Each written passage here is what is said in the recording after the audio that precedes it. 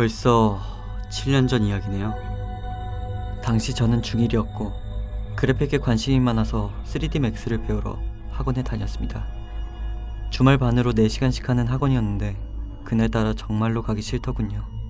이유는 별거 없었고 정말 귀찮았습니다. 그래서 그날은 학원을 빠지기로 결심했는데 정작 돈은 없고 해서 버스 정류장에 앉아 30분 동안 핸드폰 게임만 했었습니다. 그런데 이렇게 버티다 보니 시간이 너무 안 가는 겁니다. 갈 곳은 없고.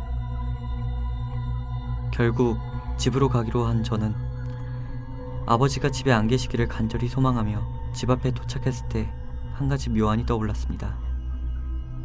집 초인종을 눌러보면 알 수 있지 않을까? 다만 작은 문제점이 하나 있었습니다. 아버지께서 나오실 때 저를 보시면 안 되니까 숨어서 들키지 않아야 했습니다. 복도가 넓어서 뛰어서 숨기는 불가능했지만 집이 1층인지라 바로 앞 주차장으로 뛰어넘어 숨을 수는 있었습니다. 그렇게 마음을 굳히고 초인종을 눌렀는데 이게 웬걸 아무런 반응이 없었습니다. 하지만 보통 주말 낮에는 아버지께서 주무시고 계셨기에 섣불리 판단할 수 없었습니다. 그래서 3번 더 눌렀습니다. 그렇게 했는데도 아무도 나오지 않았고 인기척도 없었기에 조금 안심했습니다. 하지만 이상하게도 못된 짓을 할 때면 괜히 마음이 찔려서 그랬을까요? 저는 더 신중해지기로 했습니다. 왠지 아버지가 제가 누르는 걸 알고 집에 안 계시는 척 할지도 모른다는 그런 생각도 들었습니다.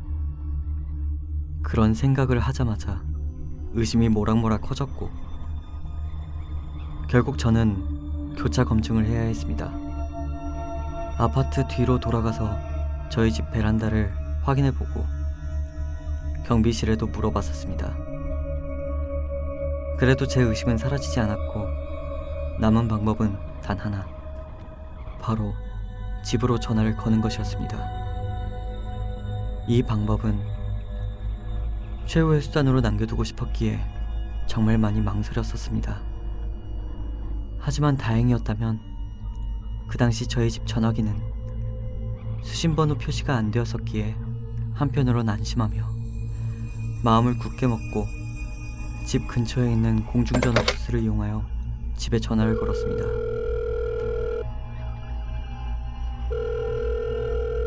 한 5번 정도 통화음이 울렸을까?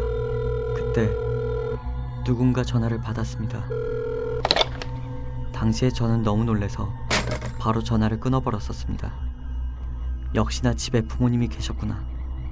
학원에 빠진 것이 걸린 건 아닐까 싶었는데 그때 계절이 한겨울인지라 너무 춥기도 하고 주말엔 집에서 따뜻하게 컴퓨터를 하고 싶은 마음이 더 커서였는지 저는 한 번 더 전화를 걸어봤었습니다. 이번에도 누군가 받더니 이번엔 가만히 아무 말 없이 숨소리만 내는 겁니다. 제가 아까 학원 간다고 나올 때 아버지께서 주무시고 계셨던 점과 그쯤 아버지께서 감기에 걸리셨던 점을 생각해 이 소리는 아버지의 숨소리라고 저는 생각했습니다. 이제와 학원에 돌아가고 싶지도 않았고 그럴 수도 없던 터라 결국 전 학원이 일찍 끝났다는 말도 안 되는 변명을 하며 집으로 향했습니다. 잠시 후 집에 들어가 보니 아무런 인기척이 느껴지지 않았습니다. 저는 집에 아무도 없다는 점이 너무나 기뻤지만 그 순간 갑자기 등이 오싹해지며 소름이 돋았습니다. 그럼 아까 전화는 누가 받았던 걸까요? 입술이 마르며 심장이 미친 듯이 뛰기 시작했습니다. 누군가 집안에 무단으로 들어와 숨어 있는 게 아닐까. 조용히 가방을 내려놓고 언제든지 도망칠 수 있게 현관문을 반쯤 열고서 조심스럽게 움직이며 여러 장소들을 확인했습니다. 화장실과 부엌, 안방의 장롱 속과 침대 아래까지 살펴보고 확실히 아무도 없었다는 것이 확인되자 막혀왔던 숨이 쉬어지며 누가 들어올까 얼른 현관문을 닫고 잠궜습니다.